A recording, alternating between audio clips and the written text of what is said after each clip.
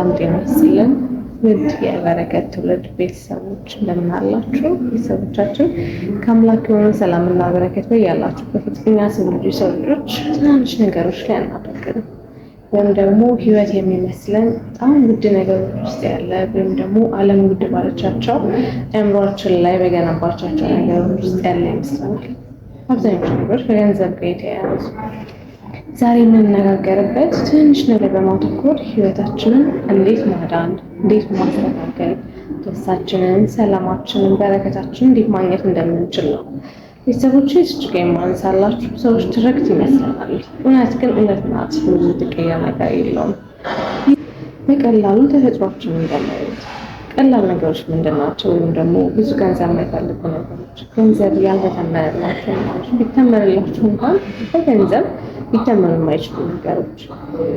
እኛ ውድ የሆነ የሰው ልጆች በምንም አንተመንም። የሚያስፈልገን የማይተመን ነገር ነው እና ተፈጥሮን እስኪ እንመልከት። የውሃን ኃይል እስኪ የማረጋጋት የማደስ የተፈጠርነው ለምስጋና ለበረከት በበረከት ውስጥ እየኖርን እንድናመሰግን ነው። ይህን በረከታችን እንዳናገኝ የሚያደርግብን ደግሞ አእምሯችን ውስጥ ያሉ ህይወትን ከባድ ያደረጉብን የህይወትን ትርጉም ያዛቡብን የህይወትን ጣዕም የህይወትን መልክ የሸፈኑብን የጋረዱብን ነገሮች አሉ። እነዚያ ነገሮች ምንድን ናቸው? በገንዘብ የሚተመኑና ሰዎች እኒህ ናቸው ብለው የነገሩን በገንዘብ የሚገዙ ውድ ነገሮች ናቸው። ለእኛ የሚያስፈልገን ከኛ በላይ ውድ ነገር ስለሌለ እጅግ በጣም ህይወት የሚሰጡና የማይተመኑ ነገሮች ናቸው። ለእኛ ልቦቻችን ሊሆኑ ይችላል። እኛ በጣም ውድ ነን።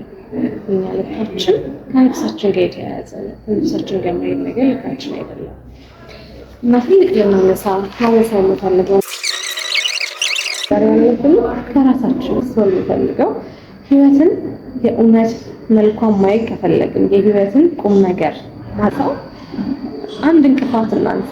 ያቺ እንቅፋት ብዙ ሰዎችን ከመግዛት ታድናለች እና አንድ ትንሽ ነገር ስታረጉ ያቺ ልናስተውል የሚፈልገው የህይወትን መልክ፣ የህይወትን ገጽ፣ የህይወትን ጣዕም፣ የህይወትን በረከቷን ትልልቅ ነገሮች ሳይሆን ከትንሽ ነገሮች ውስጥ እንፈልግ። ትንሽ ከተባሉ ሰዎች፣ ትንሽ ከተባሉ ቦታዎች፣ ትንሽ ከተባሉ ነገሮች ውስጥ፣ ትንሽ ከተባሉ ስራዎች ውስጥ፣ ትንሽ ከተባሉ ውሎች ውስጥ እንፈልግ። በደንብ አድርገን እናስተውል። አንዱ ሰዎች ውስጥ በሚያለቅሱ ሰዎች ውስጥ እንፈልጋት።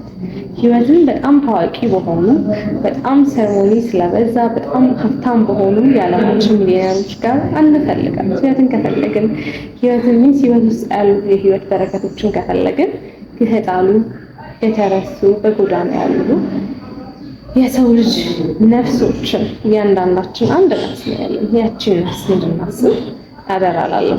ለዚህ ትልቅ ሀሳብ ትልቅ ማለት ቀን ቤት የምትወለውል ወይም ቤት የምታጸዳታችንን አግዘናት አንድ ቀን ደግሞ አንድ በጣም ታዋቂ የሆነን ሰው የሆነ ነገር እንትን ብሎ እንረዳው እሱ ሊረሳን ይችላል ኮምፕሊትሊ። እሷ ግን አንድ ቀን ያጸዳችሁላት ክብሯም ሆነ ፍቅሯ አይቀንስም።